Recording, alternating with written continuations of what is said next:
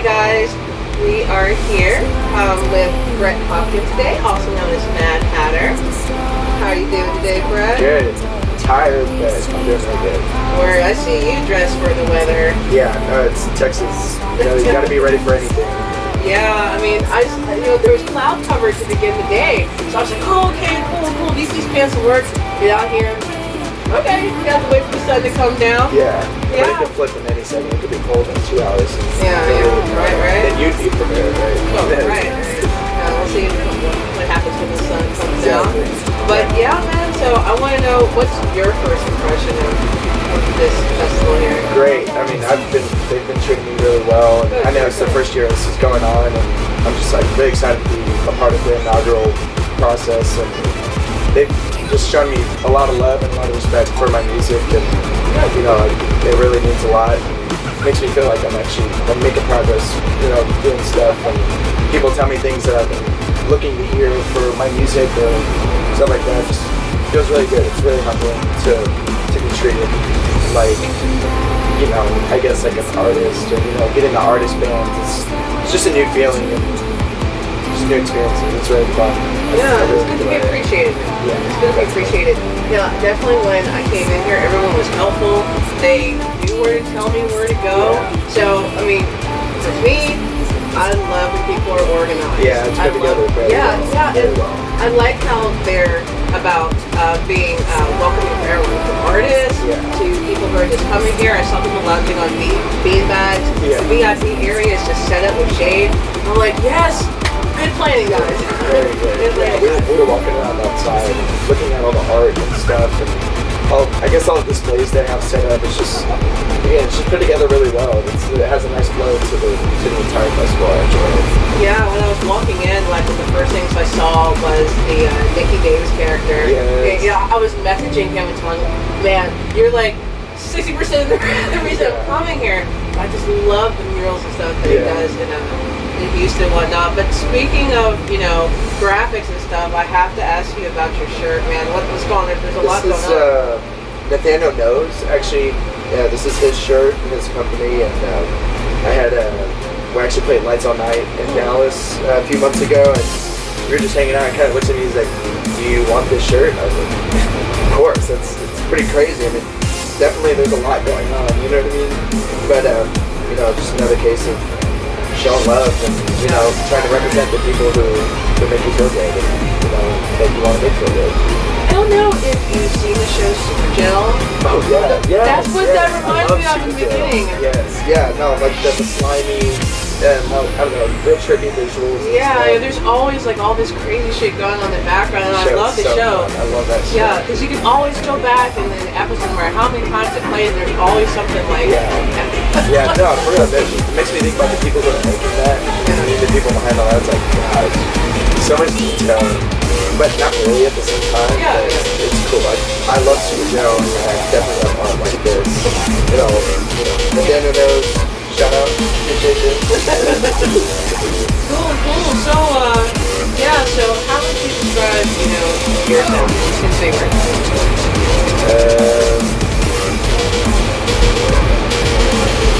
Aggressive, melodic, and man, it's hard. That's a very tough question. I'd say aggressive, melodic, and structured. I like to, not necessarily fake people out, but still leave people,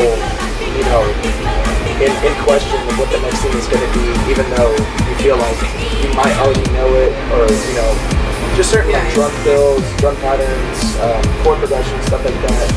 Just little tiny signatures that just slowly dropping motifs, over time.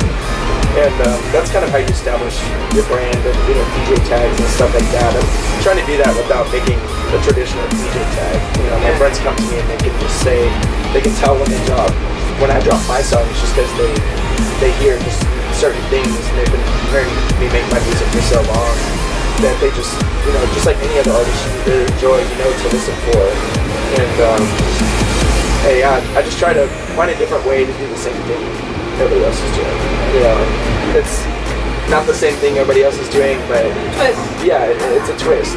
And at the end of the day, that's, you know, making yourself stand out and making sure your music is always, you know, on point and the production is there. It's tough. You know, it's really competitive, especially when a lot of your friends are competing with you in the same market. So it's, you know, it's a balance between, you know, social and, you know, I guess social knowledge and actual like musical knowledge. You know, trying to find the right balance between that. It's a difficult sometimes for sure. It's definitely something I struggle with for a long time, but you get the hang of it. So your You're good? Yeah. So your creative process. So what kind of gets your creative juices going? What's that like for you? I would say just really in general, just general life experiences, like whether it's, I just started writing music since I was 9, 10 years old, you know, and I started playing saxophone and guitar in school, and I got really into being good at those instruments. The more I got into high school, the more I really wanted to write more technical and difficult music that it was even hard for me to play. And you know, so over time I learned more about music theory. You know, my creative process, just the more I experience, good or bad, it's something to go off of. It's something to, it's material. And you know, good or bad, it's just weird, hard to explain. You know, people say go out and do it. You know, but at the same time, you know, I've driven out, you know, hundreds of miles to play free gigs, but I knew it was good for me, and I knew I'd get something out of it. And at the end of the day, I go into some situations knowing, like, this is gonna trigger something. You know, I feel like there's just an underlying, I guess, foreshadowing, you know, going into some things like Illectric River, South by Southwest, all this for sure. I'm meeting tons of cool new people, getting awesome new ideas, and sitting in the studio with great producers. And it's inspiring, you know. And so next week and next 2 weeks, I'm probably just gonna lock myself in and try to talk about that in my own way, without necessarily, you know, going on thanking every person, you know, just do it in my own special way, and the way that I think I'm best at, and that works for me. You know, keeps the creative juices flowing. You know, I just try to experience and enjoy as many things as I can, and that's really what I draw all my creative stuff from. Oh yeah, I mean, I like the way you're basically like living your music. So if you're using, like, whether it's good or bad, it's a learning path, it's a discovery path, it's a love path. So yeah, I totally dig that. Definitely, yeah, and you can kind of hear in my music, because I mean, lately, yeah, I haven't had a lot of bad experiences lately, but I've definitely been stressed out the past few months with like South by Southwest. You know, we're starting this new record label, So From Society, starting to put together releasing music and booking shows and stuff. So you can hear that in my music. I've been making a lot more aggressive bass music lately, but you can still hear my motifs like throughout the music and stuff. So, you know, there's always things that I guess characterize me and set me apart, you know, but also, you know, it does sound, that you can tell it's dubstep music. It's not you know, completely left field or anything, but yeah, I just really, again, try to live my music as much as I can, and I think at the end of the day, that's the best kind of music you can write, whether people agree with it or like how it sounds or not. Like, if you're living your music, you know, people will recognize that and they'll respect that, you know, and anybody that doesn't, that's just not how I think. I don't really agree with people who try to hinder others' creative process. You know, it's important. I think it's important to everyone, because we're all creators. You know, just the fear of tapping into something you're not aware of, or that you're unknown of. It's, you know, it's intimidating for sure, but you know, it's just, you gotta do it. You know, as they say, you just gotta go out and do it and just see what happens. In a very classical background, I studied music ed at Texas State before I started producing and stuff. So I came from a super competitive musical world, and coming into stuff like this where it's not as, it's more self-driven than anything, whereas, you know, it's a lot like clockwork, you know, for what I was doing before all this. Not in a bad way, it's just, that's how you got good. And because I was trained to practice, and I learned how to learn, you know, I learned how to get information that I don't know. And, you know, when I want to know something, like, I figure it out. You know, and I get really weird and fidgety if something's bothering me, if I don't know something, and I get frustrated, and that's what keeps me, you know, I feel like, I don't want to say a step ahead, but just, characterizing more unique characters, more unique sounds and different things I can do in my music. Kind of lost the word there, my bad. No, you can definitely hear when someone has studied music and plays music because there's a structure. Yeah. Because like with me, like I'm like falling in love with melodic dubstep and liquid trap and things like that. Yeah. Because you can hear the melody. Like I'm a big melody person. Cool. But but even with dubstep or like trap or whatever, I mean, if you know your song structure and music structure, you can hear it. Yeah, and that's kind of, that last word I was struggling with, structured.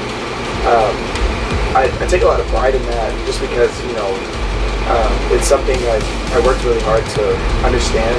Structure, I say structure, that goes, music theory.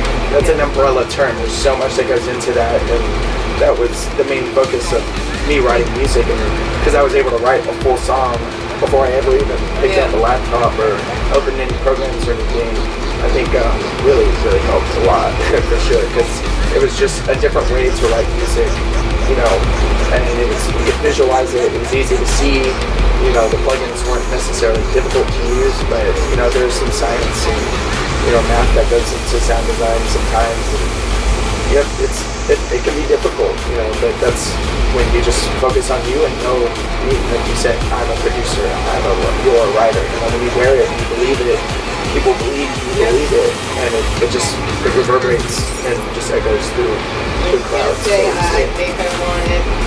You have to go for it, Yeah, almost walk around like you got it. You know what I mean? Like you already have it. But then, it's fun. I really enjoy doing all this. Electric River is just showing me nothing but love, and I really hope I can come back and play again next year. I love this stuff, and all the guys I've been working with. Yeah, this is phenomenal. But sometimes you go to places and it's like, you're going to prison. It's like, okay, you're like, hey, do you know where? Yeah. But hey, everyone's gonna have a long day. I understand. I've been there. I've worked at Vince staff. I know. Yeah. But so. Well, okay. I guess we'll wrap it up because I know you got to prepare and everything. Yeah. I gotta set up a few things, but just normal preparation stuff. Oh, it was so good to meet you. Yeah, likewise. Thanks for having me. I really appreciate it. Word. Thank you. Yeah. Go back.